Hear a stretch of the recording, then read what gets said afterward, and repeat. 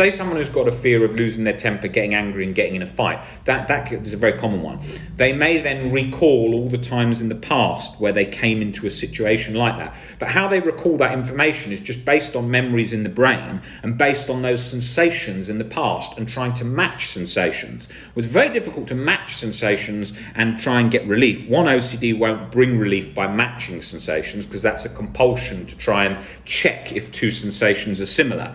The other problem that you've got there is that OCD can obviously mimic sensations, so create sensations from the past that never existed, as well as the sensation that you're trying to match it with at the moment can be mimicked. So you're trying to put together two mimic sensations to try and get relief. So this is all a checking compulsion. Unless you know that, it feels like trying to look for a lock for a key. If I told you that lock was the way out of OCD, you're searching in your mind for this key to unlock this lock. But the key that you're looking for the lock doesn't even exist, and neither does the lock, right? So you've got this situation where you're constantly taking yourself from the external to the internal. I know this talk today is going to sound a bit complex, but I'm trying to paint a quite in-depth picture of this. So you're trying to move from being externally connected to your life, content and happy with your life, to this internal reflection chase to do all this compulsion checking to get relief, where you're not going to find it inside. It's by changing your perception about the outside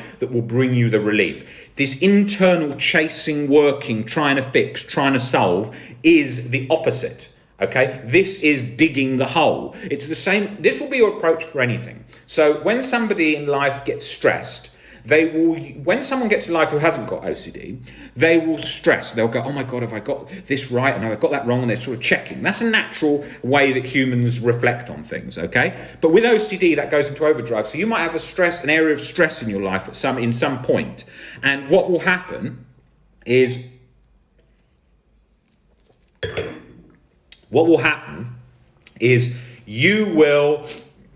your way of solving all problems will be in an OCD manner.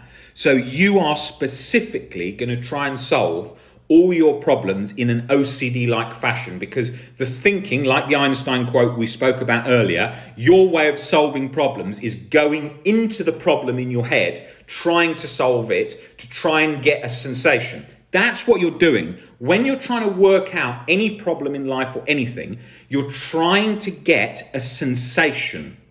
So if you've lost your keys and you're trying to find your keys, when you're working out where I've placed my keys, I'm trying to get a sensation of calm from matching another thing.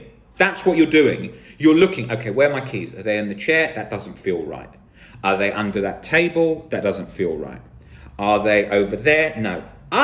That's in my bedroom as well. Yes, that feels right. Calm. So it's a chasing of these sensations. So getting comfortable with just leaving sensations and being more comfortable with the uncertainty is a key part of recovery, because you're spending so long trying to match sensations. I spent years doing that. Okay, I've got to replay the past. What was I doing at 13 years old? Was I standing on that step? Was my mind thinking this? Was my hand there? What if it wasn't? What if I was this age? What if my body was like this? And this was all going on. And it was an internal, impossible struggle that doesn't work. It is so convincing you will find the way out through this search. It is so convincing. If it wasn't, nobody would be in that position.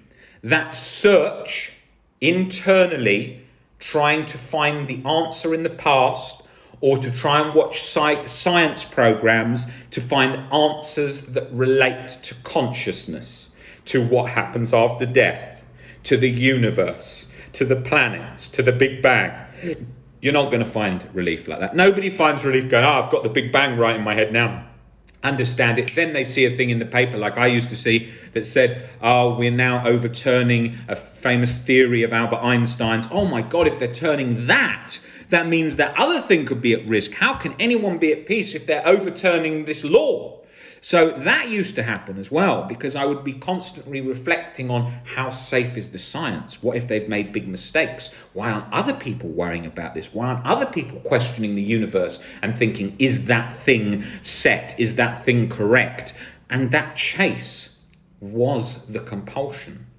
At the chase, I couldn't give up until I learned to be more comfortable with uncertainty. I got better at acceptance. I got better at worst case scenarios. But I didn't trust anything in this environment.